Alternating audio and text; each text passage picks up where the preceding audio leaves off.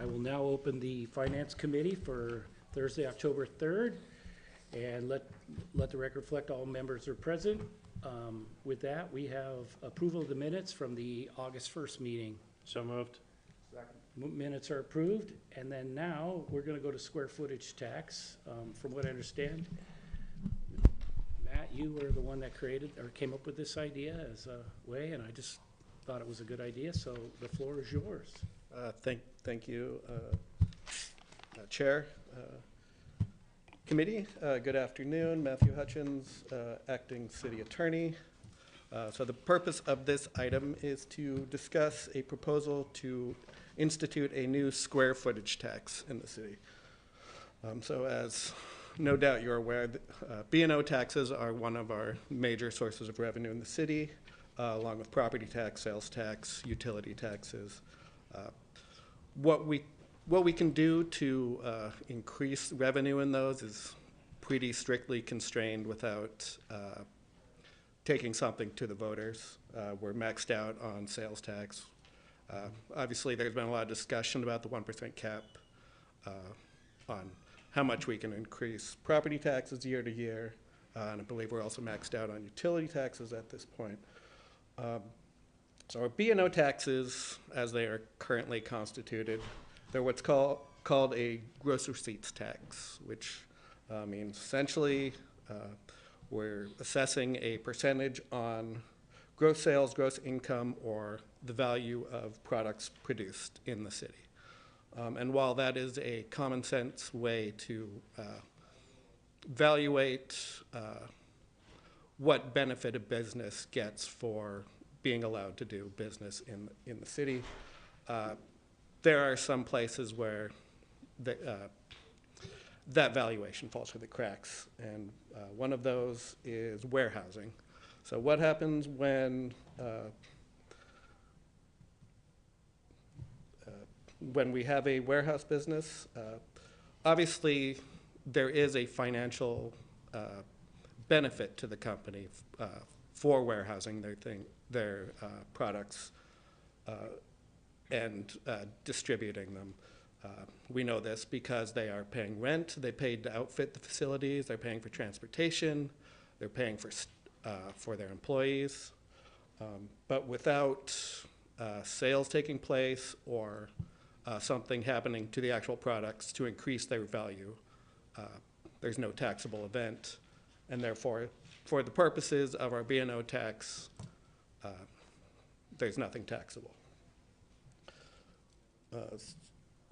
So one way to address this sort of loophole is a square footage B&O tax. And some of our neighbors, Kent, Auburn, have already instituted something along these lines. So of course, the question should be, is there actually a problem? So we did a little study of the warehouses up in the business park. Those are the big ones, so obviously that's, if there's a problem, that's where they're gonna show up. And I'm looking at King County assessor records and talking to finance. It appears that we have over 1.5 million square feet of warehouse space up in the business park. But as it turns out, several of business up there did not have any taxable events for B&O purposes, paid nothing. Another one paid just a couple $100 a year. Some of the businesses did pay some fairly significant tax, but overall, it does appear we do have a problem with capturing the value of that business going on up there. Jim? It's more like a opportunity, I'd say. Real quick, but this, even though it's not, obviously there's a hearing in later October, these numbers don't even include the Des Moines Park West building, correct? Correct. Okay. And I don't remember off the top of my head how big that building's supposed to be, but it's 400,000.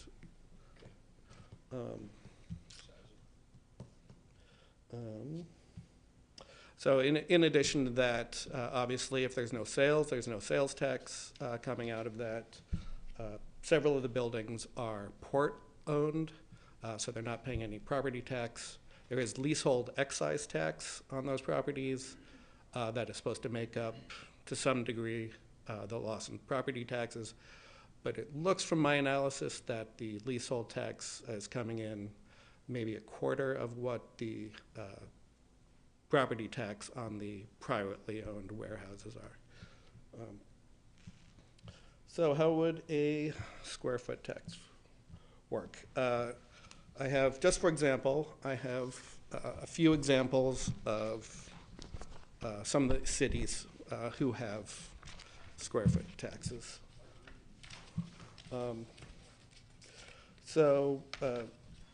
They all have certain things in common. They define what the taxable activity is, warehousing, how to calculate the actual square footage of it, setting the rate, and then setting a threshold minimum square footage at which point the tax kicks in. And this is not an exemption. For example, if there is a 10,000 square foot threshold, anything under that threshold, there's no square footage tax. If you're over that threshold, the entire building is taxable. You don't get the 10,000 for free. That's just how these are set up. So pages. Oh, Yeah, real quick, you mentioned you were comparing ones that pay property taxes and those don't. We have some that pay property tax. Yes, the two next to the Safeway, those are privately owned. Outdoor Research and the Bartels. Yes, and those pay property taxes, Yeah. Significant property And taxes. you're proposing this for those that don't pay property taxes or both? This would, as I envision it, it would not take into account property tax status. Okay. Let's see. So the first one in the packet is pages 1 and 2. That's Auburn's code. Their rate is 10 cents per quarter for square foot. So that works out to 40 cents a year if it's occupied year round.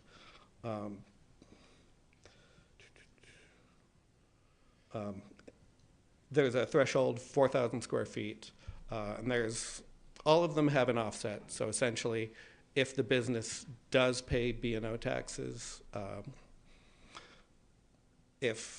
or on gross receipts, if the gross receipts ends up being more than you'd be assessed on the square foot tax, you wouldn't pay any square foot tax. If the square foot tax ends up being more, you just pay the overage. So essentially the way it works out is whichever one of the two ends up being more, you just pay that one and not the other. DuPont is next. They have a 0.15 or 15 cents per quarter per square foot on a 20,000 square foot threshold. In addition to warehousing, they also include light industrial and research. They have the same offset. North Bend, they have a 20,000 square foot threshold. They also include light manufacturing and research. And they have a graduated rate that starts at 15 cents, then it goes down to 10, and then it goes down to 4 cents over, I believe, 50,000 square feet. And then the last one I included is Kent. Kent's a little interesting. They tax both warehouses and any other business operations, offices, things like that. The warehouse tax is 12 cents, will be next year 12 cents a square foot per quarter, and only 3 cents for offices and things like that. If the council decided they wanted to do something like that, obviously we could work something like that in the code, but I don't think we're proposing that at this point. And of course, the offset for B&O taxes, if there's retail sales or things like that, would probably take care of that as well. I think that covers my presentation. Are there any other questions? Yeah, I got a few, and then I'll turn to my colleagues. So I see you did the illustration applying 10 cents per square foot would bring in per quarter would bring in a total of you thought about almost $621,000. Right? That was your estimate. For a year, yes. Yeah, for a year. Although there would be, if we decided to put in the offset, I believe the B&O taxes paid out of that area was about 45,000. So Okay. there would be that offset. So there, yeah. With this bringing in, but with the offset of B&O tax, obviously there'd be a difference. What would you, so in the recommendations, I know you gave us an illustration of 10 cents. Is that what the city's recommending? And what would be the minimum square footage? Based on the list here. Well, part of that would be for the committee to decide. I think the 10 cents per quarter seems fairly in line with what the other cities are doing. Yeah, I thought so too. And the minimum floor area would probably be, in our recommendation, 1,500 feet? well, these are all, I mean, maybe More? from 5,000? square feet, something like that. 5,000 square feet, okay. And the other thing is, did you have, one of the things about our fees is they stay, and then we realize 10 years later we should raise them. Is there a thought to maybe having something with us associated with the CPI that would adjust the, cents per square foot over time, so we don't necessarily have to go back and revisit it? It just would continue to keep up with inflation? Yeah, we can do that. I mean, that's efficient for us as well, so. Yeah. All right. Those are my questions. Councilor Myers? Thank you. I guess my first question is, do we have any kind of employee of the month kind of deal? Because I think this guy gets my vote. Thank you.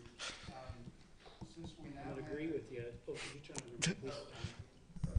Apologies. Yeah, we want to have that on the record. No, I'm, I mean, parking space, gift Both. card, apart from the CPI, now that we have a finance committee, I'm hoping there's sort of a short list of items that we can take a look at, just put on the calendar automatically every 2 years or so. I'm curious, does the city of SeaTac, not to be a wet blanket, but do they have any kind of a thing, given that they are along the same strip? I was not able to find a square foot tax for SeaTac. Obviously, they have No, I'm not. an international airport writing them a huge check every year. I'm just Yeah. thinking that They- there will be Yeah, this. they do have their business licensing has a head tax built in. So with employees, once you get over 500 employees, their head tax is about $10,000. Okay. So they do have some. I would not be at the low end of the range, and I'm just totally, talking, but there's that notion of location. Our proximity to the airport, and with the SAMP, there will be easier access to the airfield in a couple of years. So our proximity for warehousing makes us more competitive. So I would just say that, other cities being further away should charge less, and we should not be the lost leader. I am somewhat, there is an equity thing for me of not double dipping with, businesses on the east side of the street. I think that would be a little bit not sporting, but I guess those are my only thoughts. Thank you. But the businesses on the east side of the street, they'd actually, with the B and O tax, there would be the subtraction or whichever's greater of the two, correct? In terms of B&O tax, yes, although I think Councilmember Harris may have been thinking, talking about the property tax differential. Yeah, I'm just thinking out loud, but they do, the Duke, whoever owns the thing I mean, the property tax they pay is, not trivial. And so I'm just basically trying to, achieve some kind of tax burden equity on both sides of the street. I'm going off on a tangent, but at some point, if there was some way to adjust the leasehold tax for the landlord, I would ask the city to consider that kind of legal work as well. Yeah, I think I do have some concerns about whether we are getting as much leasehold tax as we should be. So I think we would want to look into whether there should be that much of a disparity paid before we give an offset. Yeah, I don't want to go off on a thing, but I'm just, it's just for me, there's just the people who are, for-profit businesses or on the taxable, on the non-tax exempt properties, not being overly burdened. Thank you, that's it. So, my colleagues, do you have something? I Go got ahead. a few things. Excuse me, pardon me. Thank you for the presentation. I thought I heard 4,000 square foot was the lowest end of the threshold. Did I not? That was for a couple cities, Yeah. Auburn and Kent. Okay, so We can define our own threshold. right. I think we look at that as possibly our lowest end Our threshold. basement, yeah. All right. Second, has this, I mean, is there any thought that this is going to drive businesses out? I mean, that is always a concern. But I'm not sure we can answer that. There, other cities have different tax structures that, like I said, with CTEC has our head tax. Tukwila, it looks like they have $113 per employee head tax, or not head tax, their business license fees. So. Speaking of Tukwila, I did send an old colleague Matt's memo with the ulterior motive of hoping another city would get warehouse tax. But my colleague said, he thanked me and said, yeah, the mayor actually asked me to look into this the day before. So Tukwila is also looking into a warehouse square foot tax. and Kent has this already imposed, right? They do, yes. They've had it for, I think, at least 4 years. And most of their warehouses are full. Yeah, and I guess going back to Councilmember Harris's point, I mean, the location, right, there is a demand. Absolutely. And it looks like there's other cities, that are already doing this, and so I guess they would, if they had concerns about occupancy, they might have repealed this. Right. Agreed. Okay, well, I'm for bringing it to council.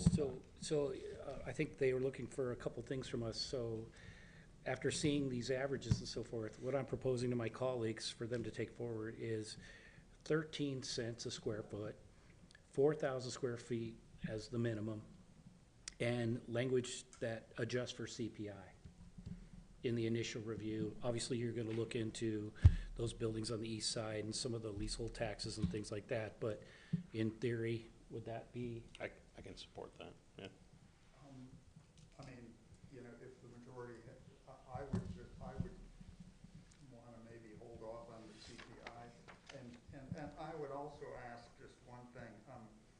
I don't know if it's appropriate, but is there any way to get the pulse of the existing business owners to see how, I mean, I'm sure they're not going to be thrilled, but no, I have an idea of what they might say.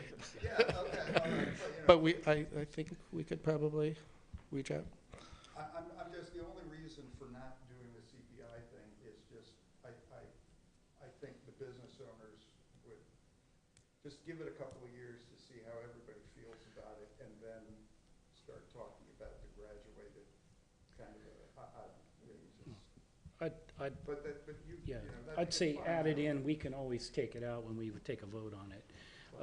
You know, we can debate that amongst the seven, but this is one of the, as has been discussed multiple times on a lot like licensing fees, pet fees, whatever, there hasn't been something that we wish we would have had. So we forget about it, and 10 years later we go, we're charging $5 when we should have been charging 25. So all of a sudden we charge 25 and people go, my God, you know, I think at least every licensing fee we go forward with should have, you know, that is at least looked at. Whether if we decide not to do it, then we decide not to do it, but leaving it as an option for decision, I think is important. Agreed. Anything else before we move to the next subject, unless you guys need more from us on that? I don't think so. I think we have good direction. Okay, all right, then we've got the utility tax memo. Yeah, so, similar budget issues in 2015, 2016. We initiated, the city council initiated a review of whether the city could impose utility taxes on our water and sewer utilities. And at the time, the proposal was the 16% tax on all of our water and sewer utilities in the city. So the council brought that forward. The utilities obviously objected and said that at the time there was a legal question of whether or not cities could impose utility tax on other government entities providing water and sewer service. As a result of that, we opened negotiations with 3 of the utilities. One of them already had an existing franchise agreement that said that we would not impose a utility tax on them. We negotiated with 3 and we created new franchise agreements which instituted a 6% franchise payment. So rather than imposing a utility tax, we negotiated a payment where these 3 utilities pay the city 6% per year. We did not come to an agreement with Water District 54. And so since 2016, we've had 3 utilities paying 6%, one that was prohibited until 2031 because of a franchise agreement, and one that we just haven't done it. In the meantime, Washington courts have ruled that cities have the authority to impose utility tax. So that's a settled question of law now. So the city could, at any point, impose a utility tax on the water and sewer utilities serving the city. We could do 16%, we could do 10%, we could do 6%. But we have essentially 4 of our 5 have franchise agreements that say we will not impose a utility tax. So where we're at now is a recommendation that the city adopt a utility tax on all water and sewer utilities that do not have an agreement otherwise. And so the recommendation would be 6% because our other utilities are paying that 6%.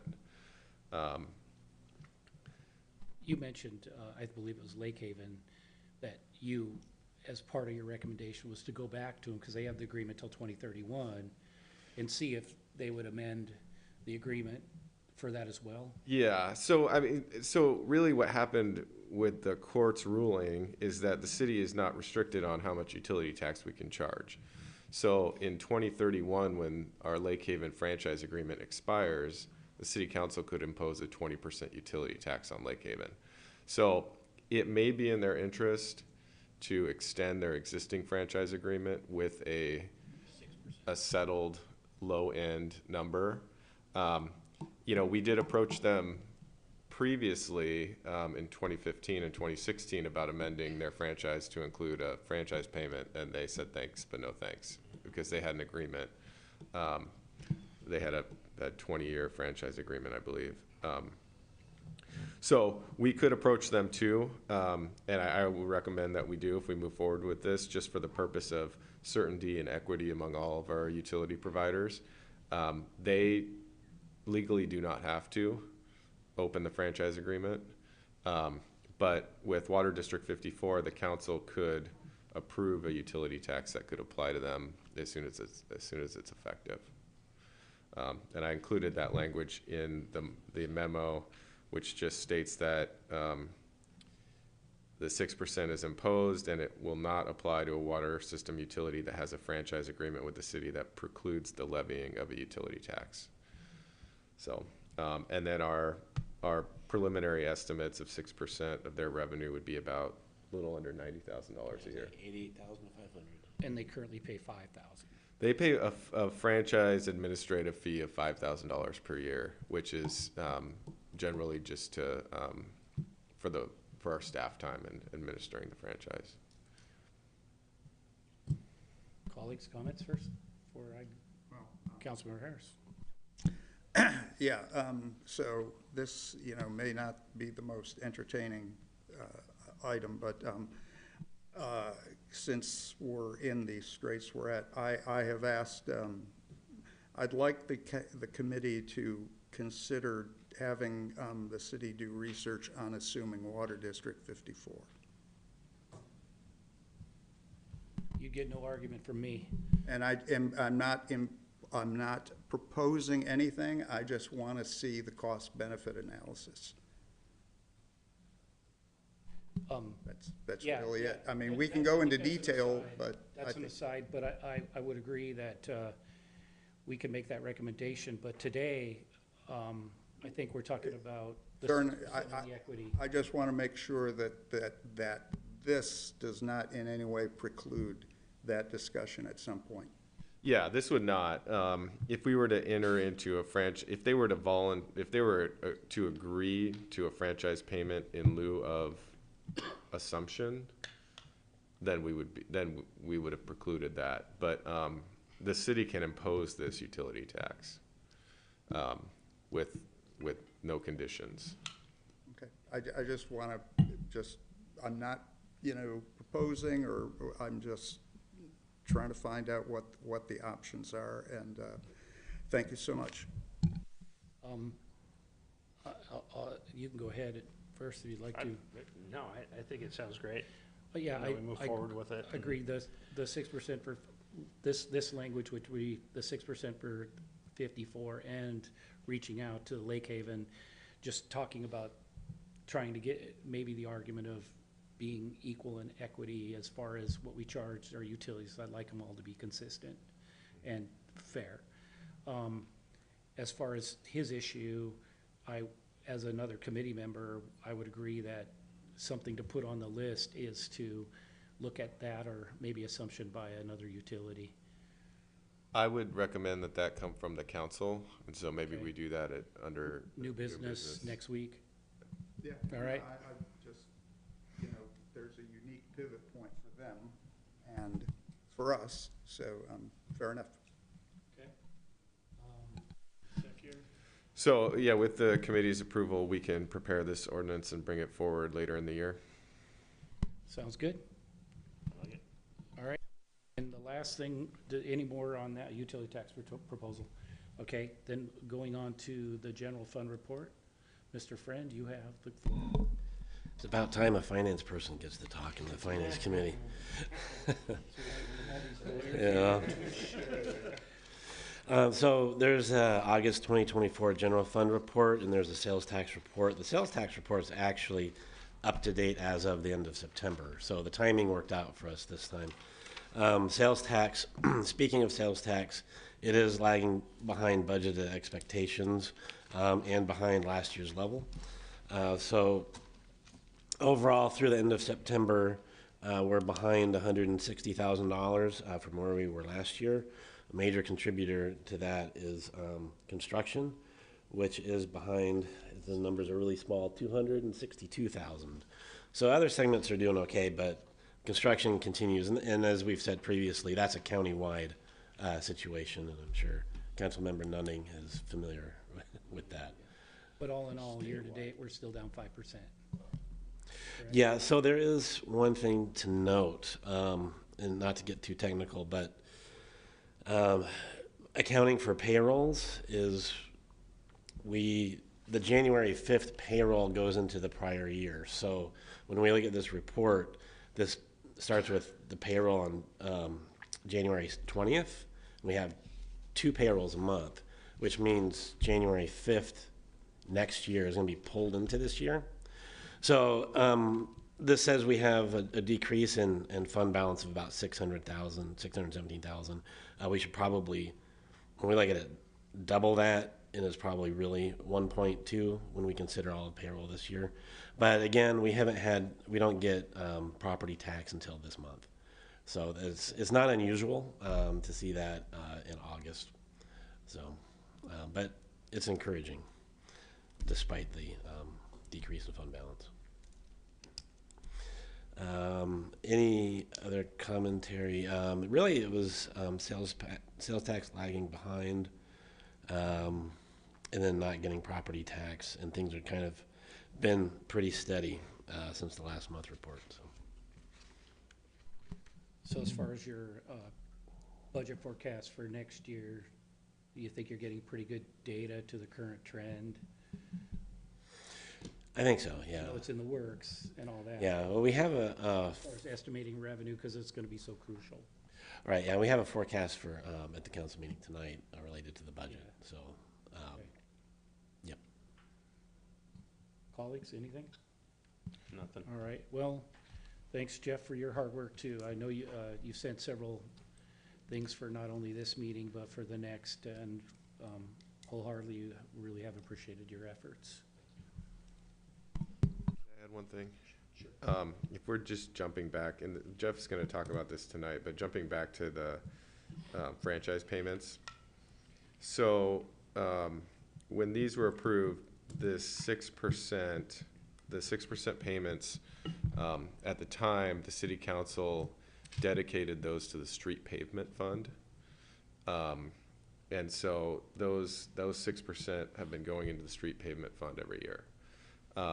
What we're proposing tonight, because there's no requirement, these funds could be general funds that are coming in.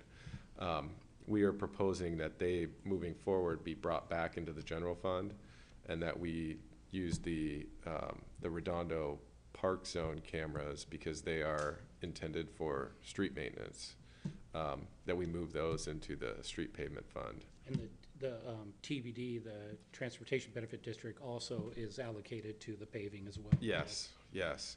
So we think that we can really kind of have a net neutral impact on the street pavement fund while pulling the unrestricted funds back into the general fund So moving quick forward. question, if all utilities are paying and we move that to the general fund, what would that be in total revenue in additional revenue to the general fund? It was 583,000 in the budget. Yeah. Yeah. And we'll talk about that tonight. Yeah, annual funding. Okay. All right, well, we look forward to hearing that. Yeah. Anything else before we adjourn? Seeing none, thank you. Thank you guys for your time. Thank you.